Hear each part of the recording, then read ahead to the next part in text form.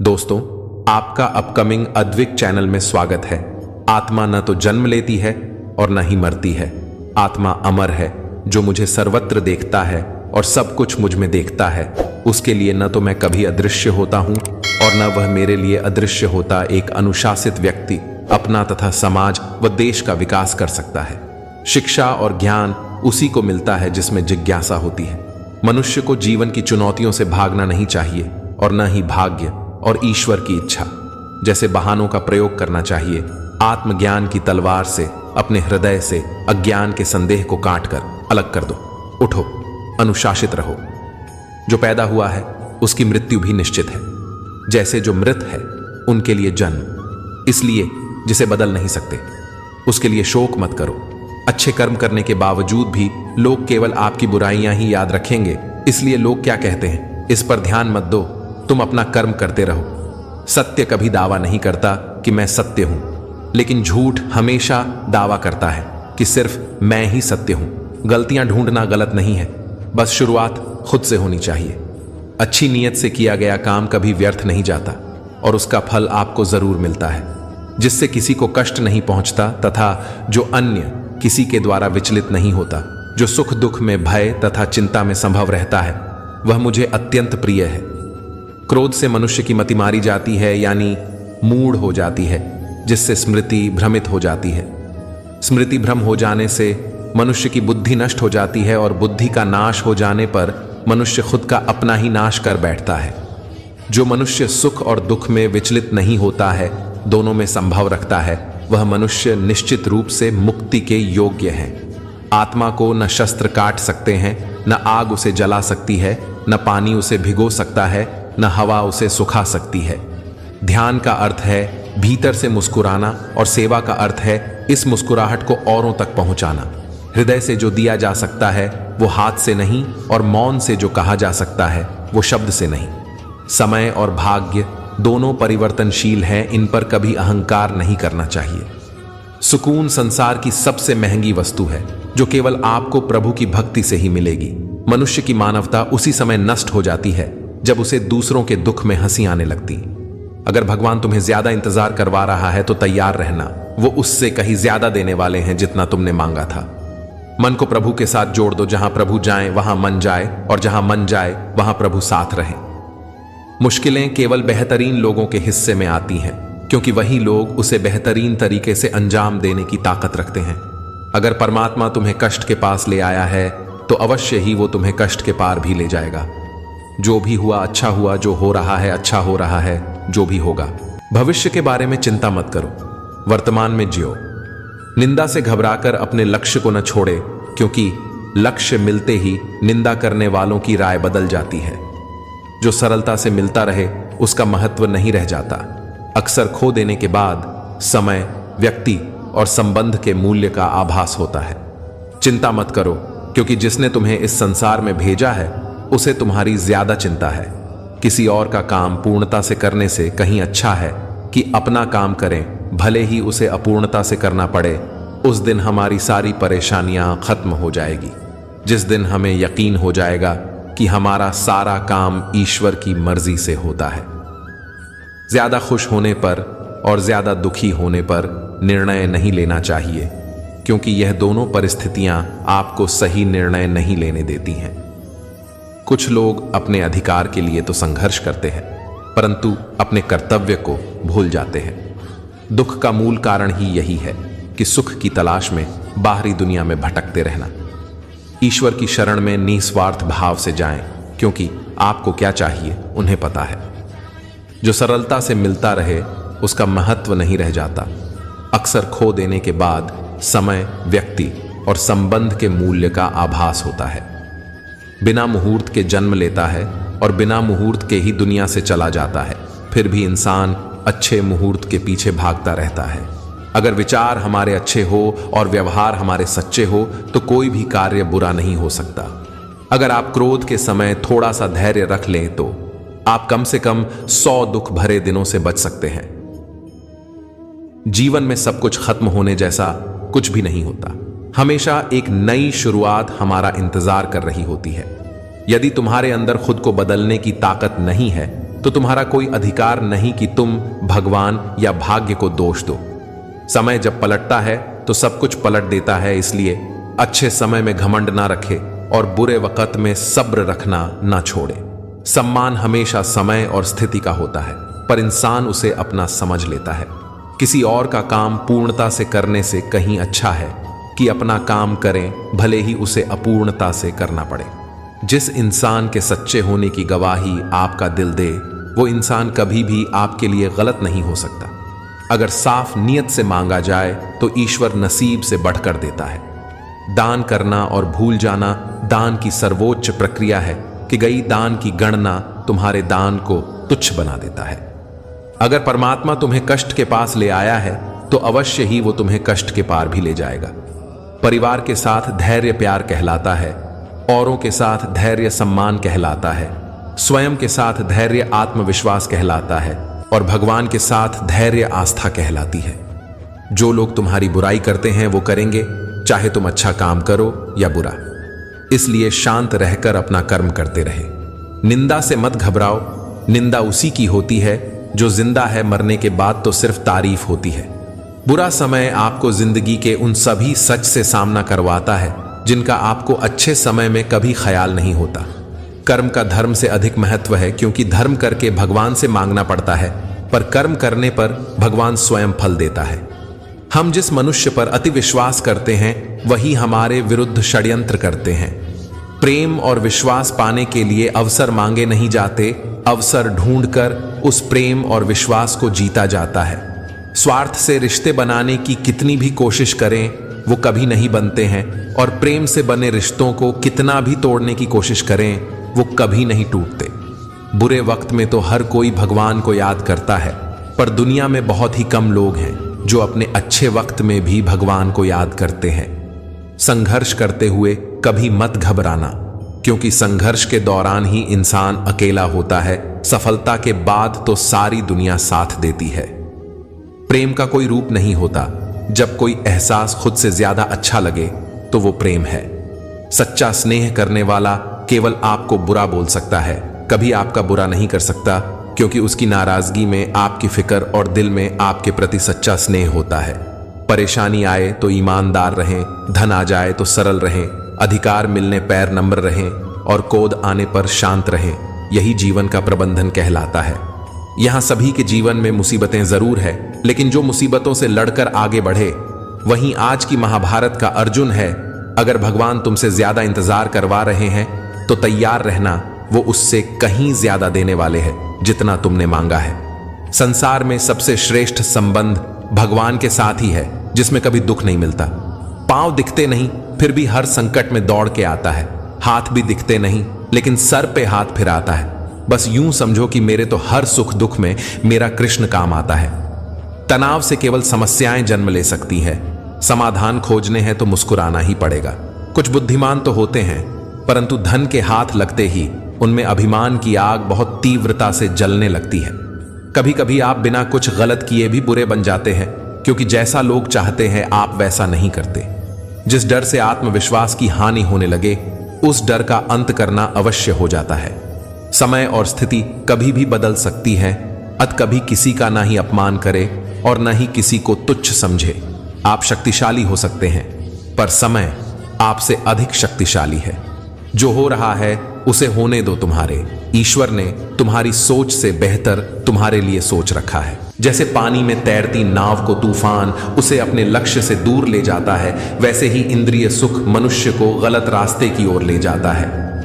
अभिमान को आने मत दो, स्वाभिमान को जाने दो, क्योंकि अभिमान आपको उठने नहीं देगा और स्वाभिमान कभी गिरने नहीं देगा। एक दिन शिकायत आपको वक्त से नहीं बल्कि खुद से होगी कि एक खूबसूरत जिंदगी सामने थी और आप दुनियादारी में उलझे रहे। सच्ची बातें जिंदगी में दो लोगों का होना बहुत जरूरी है।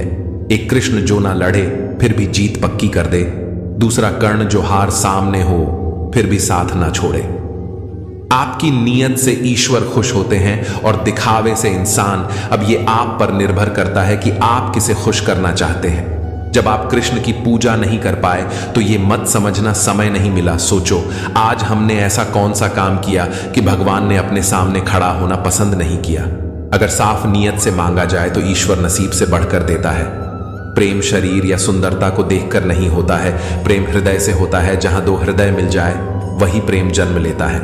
मन को निराश न कर, बस श्री कृष्ण पर तू विश्वास कर। हर पल साथ है मुरली वाला, इस बात का एहसास कर। समस्याएं हमारे जीवन में बेवजह नहीं आती, उनका आना एक इशारा है कि हमें अपने जीवन में कुछ बदलना है।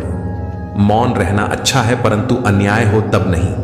दुख भोगने वाला आगे चलकर सुख भोग सकता है, लेकिन दुख देने वाला कभी सुखी नहीं हो सकता है। समस्याएं हमारे जीवन में बेवजह नहीं आती, उनका आना एक इशारा है कि हमें अपने जीवन में कुछ बदलना है। सिर्फ अपनी नहीं बल्कि दूसरों की गलतियों से भी सीखो, क्योंकि लक्ष्य बड़ा है और समय कम।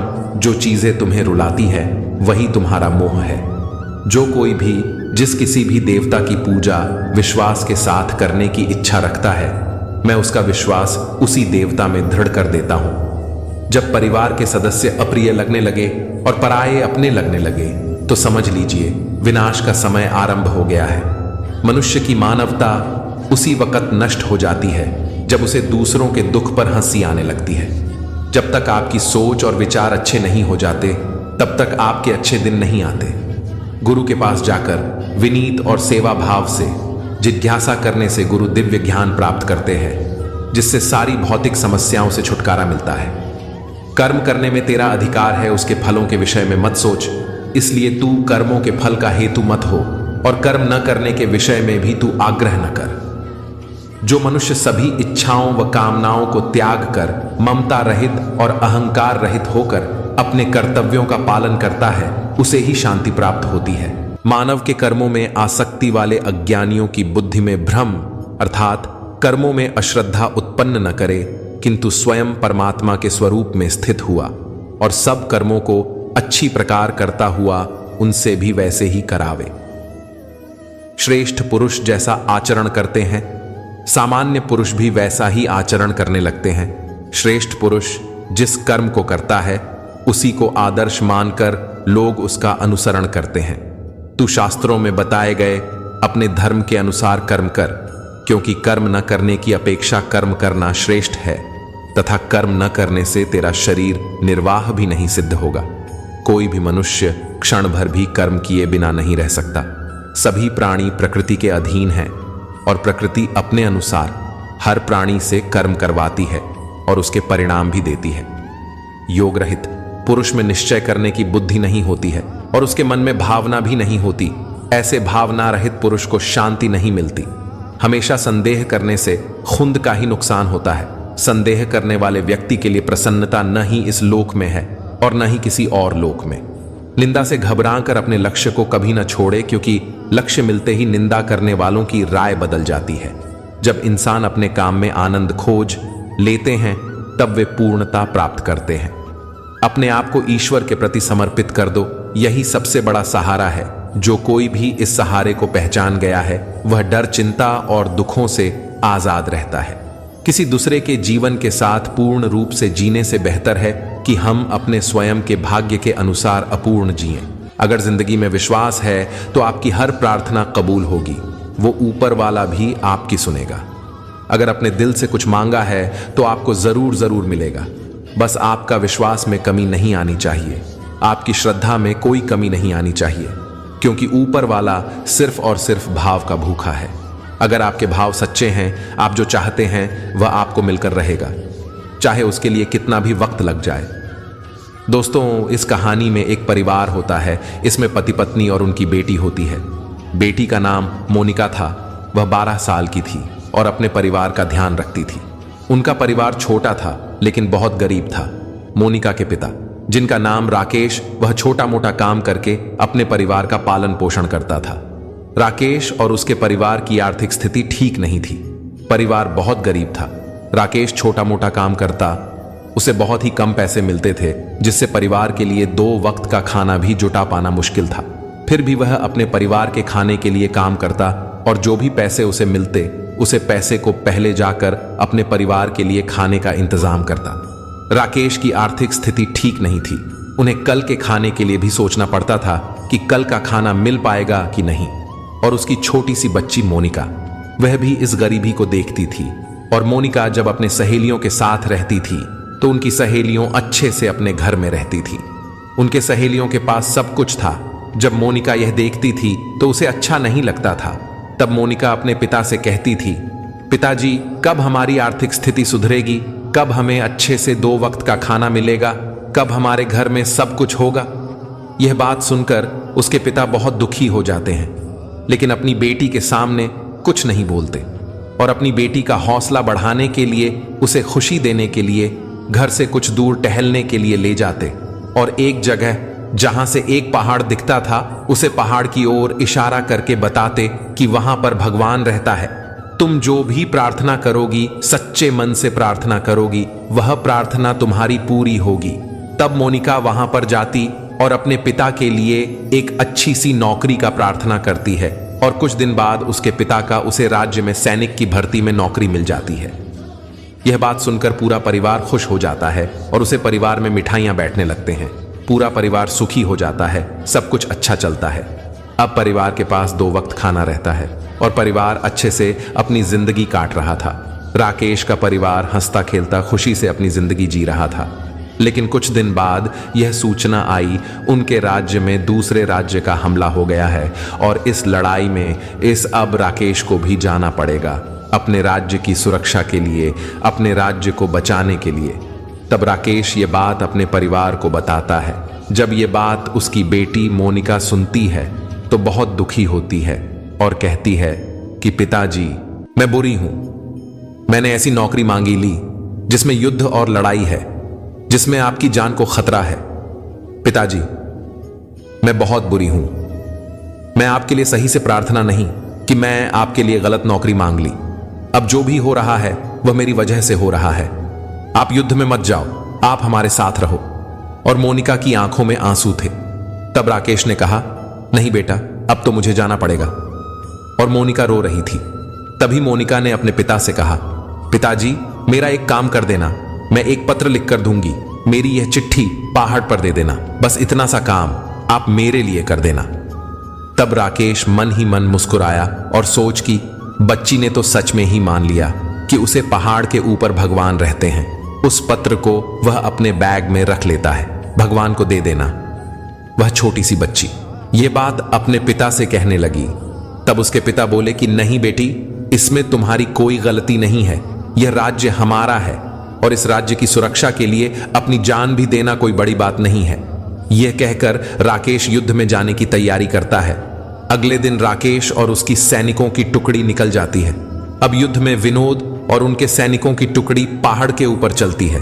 अब राकेश को पता था कि अब हमारी सरहद खत्म होने वाली है और कुछ देर बाद हम दूसरे राज्य में प्रवेश कर जाएंगे। राकेश दिखता है कि एक छोटा सा पोस्ट ऑफिस होता है, डाकघर होता है। तब राकेश सोचता है कि क्यों ना यह पत्र को वहां छोड़ दूं। अब तो मैं वापस नहीं जाऊंगा। तो राकेश उसे पत्र के पीछे लिख देता है कि बेटी, इस पहाड़ पर कुछ नहीं है, कोई भगवान नहीं है। मैं तुमसे झूठ बोलता था कि यहां भगवान है और तुम प्रार्थना करोगे और तुम्हारी प्रार्थना पूरी हो जाएगी। मुझे पता है कि तुम्हें जब यह बात पता चलेगा तो तुम्हें दुख होगा, लेकिन सच्चाई यही है, भगवान नहीं होते और ना ही कोई प्रार्थना किसी की पूरी होती है। यह उसे पत्र की अंदर लिख देता है और राकेश युद्ध के लिए आगे बढ़ जाता है। राकेश और उसके सैनिकों की टुकड़ी अपनी दुश्मनों से लगातार युद्ध करती रहती है और राकेश के सैनिकों की टुकड़ी में कुछ सैनिकों की मृत्यु होने लगती है और दुश्मन के हमले के कारण कुछ सैनिकों की मृत्यु होने लगती है। और धीरे धीरे यह बात राकेश के गांव में पहुंच जाती है कि जो टुकड़ी राज्य से निकली थी, उसे टुकड़ी में जिसमें राकेश भी था, राकेश के टुकड़ी के सभी सैनिकों की मृत्यु हो गई है और कोई नहीं बचा। जब यह बात राकेश के परिवार को पता चलता है तो उसका परिवार बहुत दुखी होता है और उसकी बेटी मोनिका बहुत रोने लगती है कि मैंने क्या कर दिया, मुझसे क्या गलती हो गई। मैं तो बहुत ही अच्छी प्रार्थना की थी, सब कुछ सही था। यह सोचकर वह बहुत रोने लगी और कहती है कि भगवान अपने मेरे पिता को मुझसे छीन लिया। अब युद्ध को बीते 3 से 4 महीने हो गए थे। तभी राकेश के घर के सामने एक आदमी दिखा। फटे पुराने कपड़े पहने होता है, जिसके शरीर में खूब सारी चोटें होती हैं। ऐसा लगता है उसे बहुत ही बेदर्दी से मारा गया है। तब राकेश की बेटी ध्यान से देखती है तो उसको विरदी नजर आता है। मोनिका अपने पिता को पहचान गई। वह दौड़ कर जाती है और अपने पापा से चिपक जाती है, गले लगती है और कहती है, पिता आप वापस आ गए। और राकेश और उसकी बेटी दोनों की आंखों में आंसू आ जाते हैं। वह एक दूसरे के प्रेम में बहुत रोते हैं। दोस्तों, जब राकेश युद्ध लड़ते रहता है तो दूसरे राज्य के सैनिक राकेश को पकड़ लेते हैं और उसे अपने साथ ले जाते हैं और वहां राकेश को बहुत मारते हैं, बहुत बेदर्दी से मारते हैं, जिससे राकेश को बहुत चोटें आती हैं और विनोद चालाकी से उन सैनिकों के बीच से अपनी जान बचाकर वहां से भाग कर आ जाता है। अब राकेश और उसकी बेटी बहुत ही भावुक होकर एक दूसरे से गले मिलकर रोते रहते हैं। तभी वह देखते हैं कि वहां पर एक डाकिया आता है और राकेश से कहता है कि उसे पहाड़ पर युद्ध होने के कारण यह पत्र आपको बहुत ही देरी से पहुंचा था। इसके लिए मैं आपसे माफी मांगता हूं। यह वही पत्र था जिसको राकेश ने उसे पहाड़ के पोस्ट डाकघर से अपने घर के लिए भेजा था और इसके ऊपर लिखा था, बेटा मुझे माफ करना। भगवान नाम की कोई चीज नहीं होती है और भगवान नहीं होते हैं। मैं तुम्हारा हौसला बढ़ाने के लिए यह बातें तुमसे कहता था। उसके आंखों में आंसू थे। वह अपने परिवार से इतने दिनों के बाद मिला था। तब राकेश उसे पत्र को खोलकर देखा था और पढ़ने लगा था कि बेटी ने क्या मांगा था। तब मोनिका ने उसे पत्र में लिखा था, हे भगवान, मेरे पापा युद्ध में लड़ने के लिए जा रहे हैं और मैं आपसे प्रार्थना करती हूं कि युद्ध में मेरे पिता सही सलामत रहे और जल्द ही घर आए और हमारे साथ रहे। मेरे पिता को कभी कुछ ना हो। मेरे पिता की जिंदगी की रक्षा करना। जब यह बात राकेश पढ़ता है तो उसको अपनी बेटी के लिए और प्यार बढ़ जाता है। इससे राकेश की आंखों से और आंसू निकलने लगते हैं। दोस्तों, आपको यह वीडियो अच्छी लगी है तो लाइक और शेयर करें। जय श्री कृष्ण। राधे राधे।